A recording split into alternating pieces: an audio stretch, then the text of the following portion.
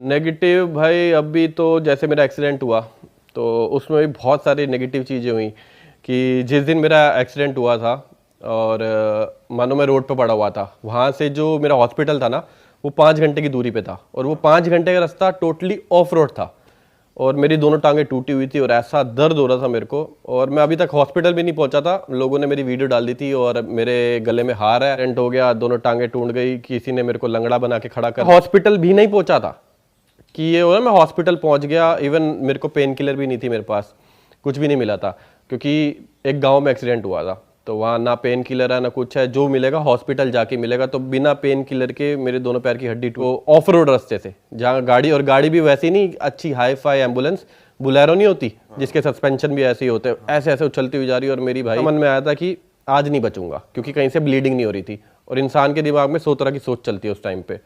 तो मेरे दिमाग में चल रहा कि भाई बचूंगा कि नहीं बचूंगा क्योंकि ब्लीडिंग हो नहीं रही मेरे को अंदर, आखिरी टाइम है। मैंने एक वीडियो बनाई मम्मी पापा के लिए कि भैया पता नहीं बचूंगा लेकिन बहुत प्यार करता हूँ आपसे, बस यही लास्ट वीडियो। उसके बाद फिर जब हॉस्पिटल पहुंचा, अगले दिन ऑपरेशन हुआ, 2 दिन आईसीयू में था, उसके अगले दिन मेरे हाथ में मोबाइल आया और तब मैंने जब झट पर जो सर्च मारा ना, सबसे पहले भाई एक्सीडेंट की कम से कम ना करते 500 वीडियो 3 दिन के अंदर डल चुकी थी।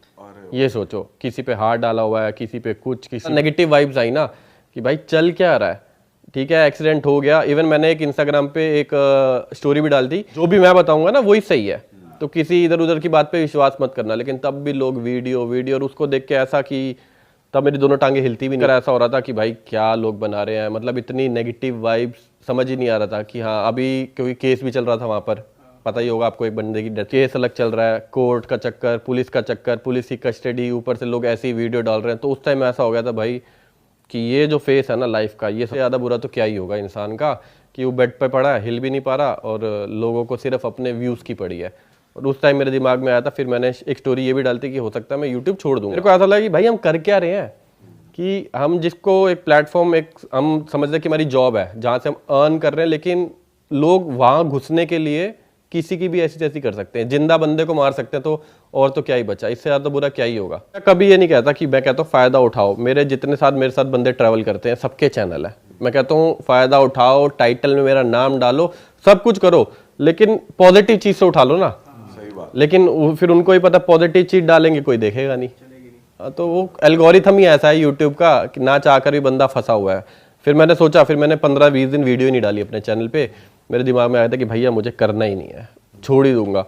फिर उसके बाद ध्यान आया कि भाई अभी अपनी नौकरी, मैं पहले जॉब करता था, सॉफ्टवेयर इंजीनियर था मैं, तो अभी 4-5 साल हो गए छोड़े हुए, 4 साल हो गए, मतलब अब दोबारा जॉब करूंगा। उस टाइम पे मेरी 80,000 सैलरी थी जब मैंने छोड़ी थी, मतलब फिर 20-30 से स्टार्ट करूंगा, मिलेगी नहीं मिलेगी, करूंगा क्या, घर के खर्चे, नया घर लिया उसकी ईएमआई चल रही है, बाइक जो ली है उसकी ईएमआई चल रही है, मतलब भाई ऐसा फंस चुके हैं ना, अब ना चाह के भी करना ही पड़ेगा, ऑप्शन ही नहीं है।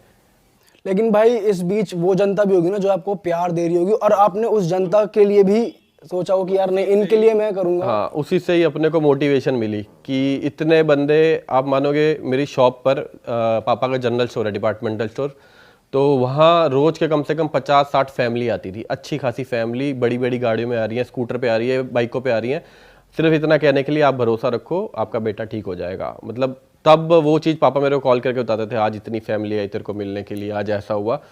तो वो चीज़ से मेरे को मोटिवेशन मिलती है कि हाँ भाई प्यार करने वाले लोग भी हैं। और फिर जब मैंने वो स्टोरी डाली थी कि हो सकता है मैं यूट्यूब छोड़ दूंगा, भाई मेरी स्टोरी वैसे मेरे 1.4 मिलियन है इंस्टाग्राम पे, मेरी स्टोरी कोई 5.5-6 लाख बंदा देखता है, इससे ऊपर नहीं जाती।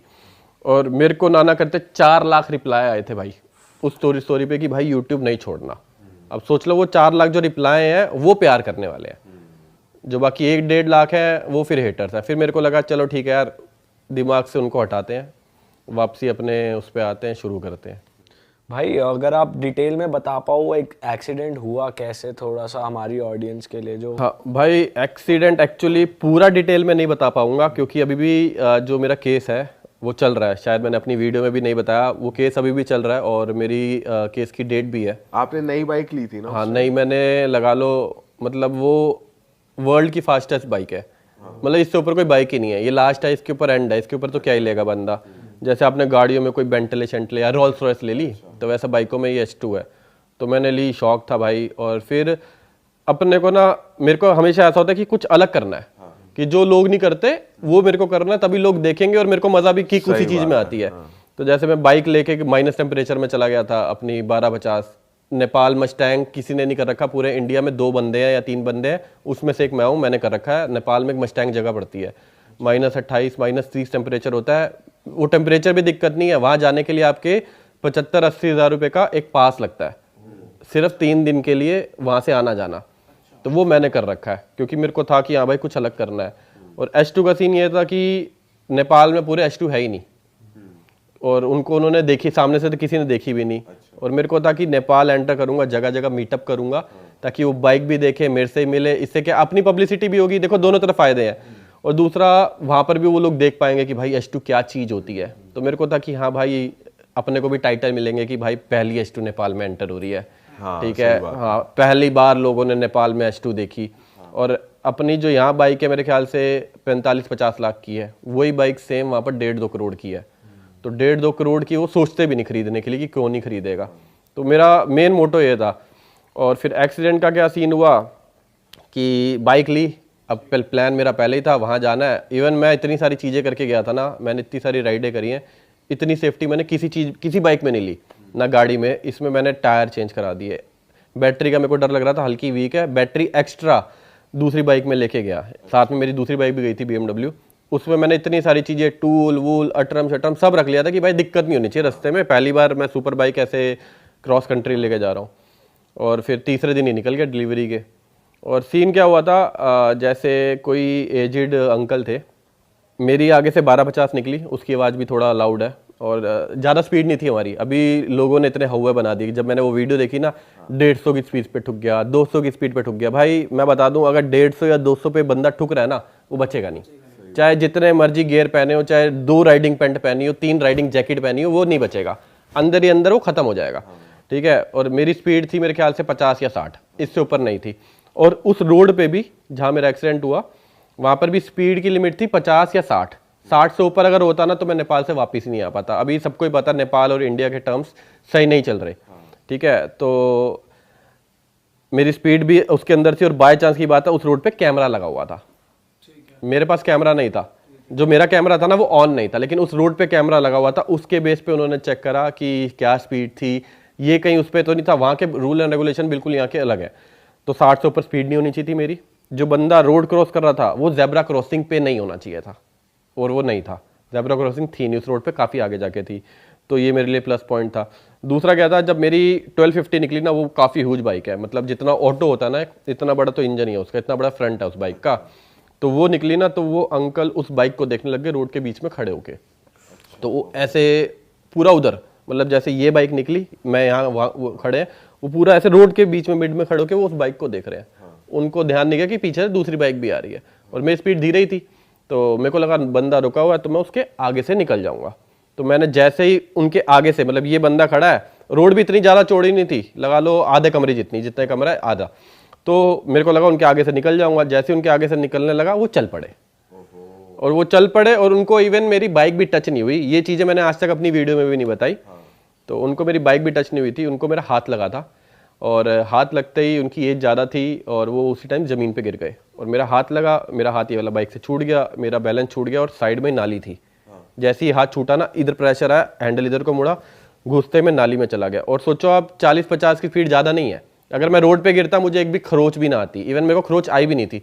जब वो 40-50 की स्पीड चलते चलते एकदम से आगे ऐसे दीवार आ जाएगी ना, वो स्पीड डबल प्रेशर पड़ता है। वो नाली में जाके एकदम से रुकी, मैं प्रेशर से उड़ के गया, और सामने था खंबा, और उस खंबे पे मेरी लातें लगी, दोनों की दोनों। और अगर वो खंबा ना होता तब भी मुझे कुछ ना होता, वो नाली ना होती तब भी मुझे कुछ ना होता, और वो अंकल ना होते तो फिर दोनों को कुछ ना होता। तो बस ये सीन था। और उसके बाद तो फिर बुरा हाल था। उसके बाद पहले तो मेरे को 5 मिनट तो सोचने में लग गया क्या हुआ। और ये खंबे वाला सीन तो मेरे को अंकल तक याद है कि अंकल मेरे से टकराए, उसके बाद मुझे नहीं याद। उसके बाद फिर जब 2 मिनट बाद होश आया तो मैं ज़मीन पे बैठा हुआ था, तो तब भी मुझे पता नहीं था कि क्या हुआ है। मैंने उठने की कोशिश करी, और मेरे पैर दोनों ऐसे पड़े हुए थे, ये पैर तो पूरा ऐसे को मुड़ा हुआ था। देखा मैंने, बोला भाई ये तो गया, और कहीं से खून वून नहीं आ रहा था। ऊपर का शरीर मैंने देखा, सब सही है। फिर मैंने कोशिश करी उठने की, नहीं उठा।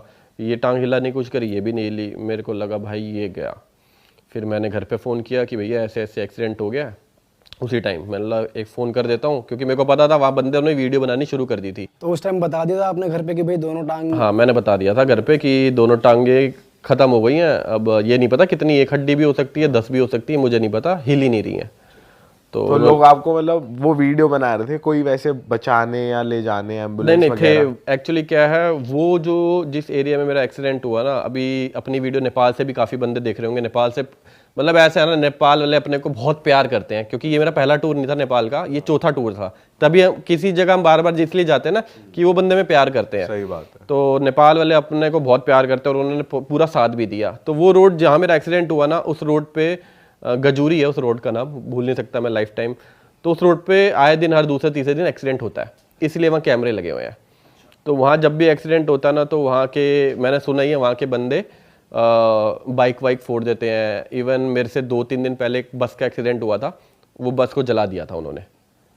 तो ऐसा होता है। लेकिन अपने सब्सक्राइबर ही वहाँ खड़े हुए थे, उन्होंने पहचाना ये तो प्रभजोत है, प्रभजोत है। इवन जो पुलिस वाले आए वो भी सब्सक्राइबर थे, उन्होंने वजह प्रभजोत है, प्रभजोत है। फटाफट से एम्बुलेंस कॉल करा, कुछ भी उल्टा सीधा नहीं हुआ मेरे साथ।